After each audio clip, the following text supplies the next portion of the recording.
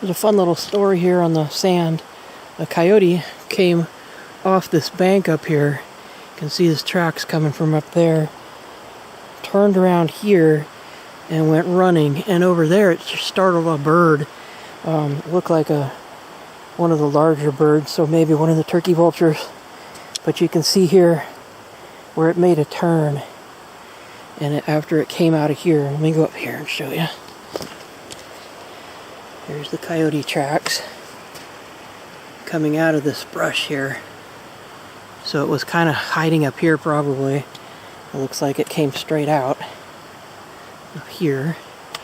So I bet it was sitting up here in the brush where it had a little bit of concealment, and then it came out here, made that turn, and then went running that way. And over there is where it found the bird that it scared off.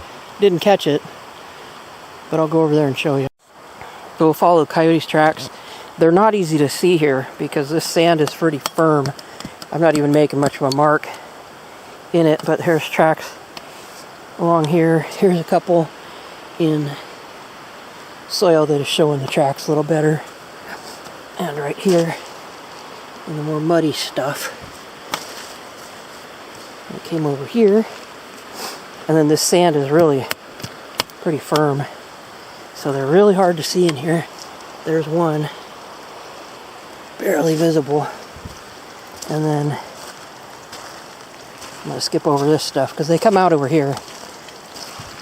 So it came out here. Now what I want to show you here is the bird had come out of the river and it was wet. So you can see right here the marks made by the wet bird, which is why I think it might be a duck. And it came up here, and then over here you'll see a couple of scats. Whitewash, not scat. The whitewash is where it was probably just resting on the river bar. And then here you see the scratch marks where it got startled by that coyote. And here's the coyote track right there. Really faint. Let me get close to it so you can see the four toes and the claws. There's two coyote tracks there. And then over here, you'll see where that duck took off. So this is the scratch marks made by the three toes that they show on their feet as it took off right here. So it escaped from the coyote, but the coyote did try to catch it. And there's two whitewashes here. So it may have been resting here on the river bar for a while, or there may have been two ducks and I just don't see the tracks of the other one. This is really hard packed and it's hard to make out the tracks anyway, but this is just kind of a cool story. Looks like the coyote may have seen the duck resting here, and the water was higher than it is now because it's receded quite a bit. And remember, the trail started about here, and that much of the water has receded. So when the water was a little higher, the coyote sat over there in that grass, and then he came out here and came up on this duck, tried to catch it, and missed. And the duck took off.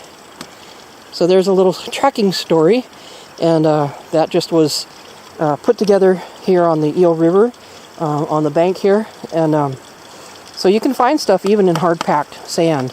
It doesn't have to be really perfectly clear tracks. You can still put together tracking stories like that and use all the clues that you find and figure out what happened.